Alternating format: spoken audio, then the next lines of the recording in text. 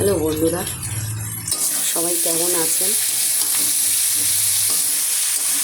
আজকে আমি রান্না করছি শিম, চিংড়ি মাছ, পেঁয়াজ, কাঁচা লঙ্কা, আলু দিয়ে পালং শাকে ঘন্ট হবে। এই দেখুন, এটা সুন্দর করে ভেজে নিচ্ছি। পালং শাকটা আমি আজকে কাঁচাই দেবো, মানে সিদ্ধ করবো, ওইভাবেই দিয়ে দেবো। ওই জন্য এই মশলা বলতে এই দিলাম, পেঁয়াজ দিয়েছি, কাঁচা লঙ্কা, এক টুকরো আদা পুড়ে দিয়েছি, আর শিম একসাথে ভাজা হচ্ছে।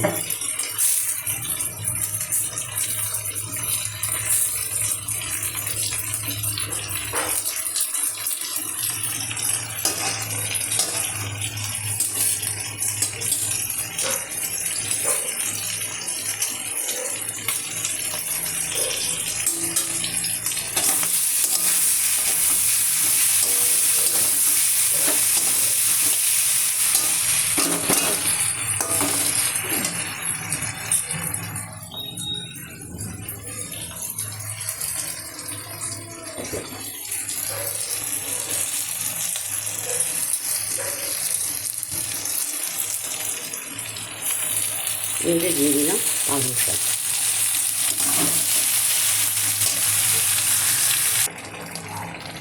বলছি, পালং শাক চিংড়ি মাছ দিয়ে, শিম, বেগুন, আলু, বেগুন আমি দিইনি, ভেজে ইচ্ছা আছে যে ভেজে ওর উপরে ছড়িয়ে দেবো, সেটাও নাও হতে পারে। কড়াইতে আগে দিয়ে দিলাম পেঁয়াজ, চিংড়ি মাছ, কাঁচা লঙ্কা, আর তারপরে আলু, শিম এগুলোকে ভালো করে ভেজে নিয়ে তারপর দিলাম পালং শাক। আর এখন দেখুন পালং শাকের বেশ রসা রসা ঝোল ঝোল হয়েছে। কেমন লাগছে দেখে বলুন।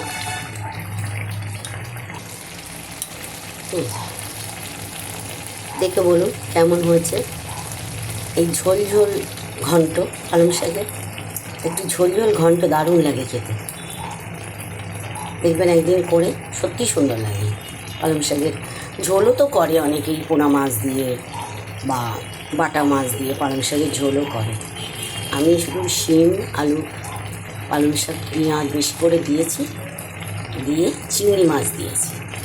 তবে আপনি অন্য অন্য মাছের ঝোল পালং শাক দিয়ে করে যত না সুন্দর লাগবে, এই যে ঝোল ঝোল করে এই পালং শাকের এই ঘন্টটা দারুণ লাগবে খেতে। কেননা চিংড়ি মাছের তো একটা স্বাদ আছে, সেই স্বাদটার জন্যই সুন্দর লাগবে, স্বাদটার জন্য।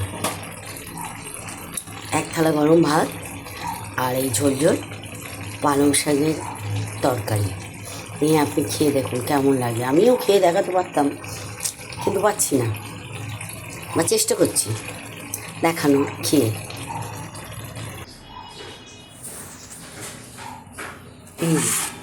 নিয়ে আসলাম পালং শাক, আজকে আমি খেয়ে দেখাচ্ছি যে কেমন হয়েছে।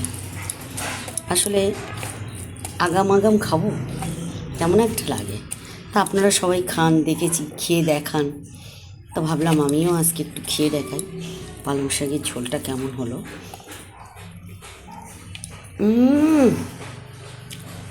দারুণ,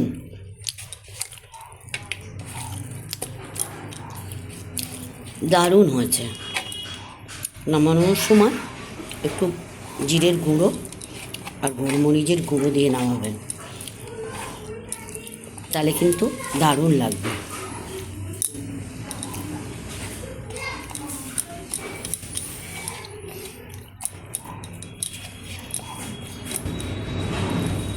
দারুণ লাগবে, দারুণ।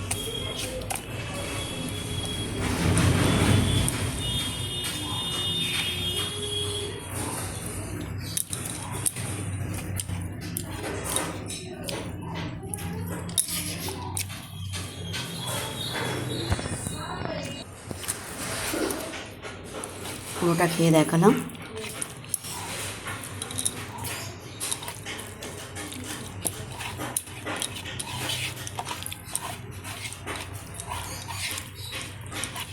দারুণ দারুণ।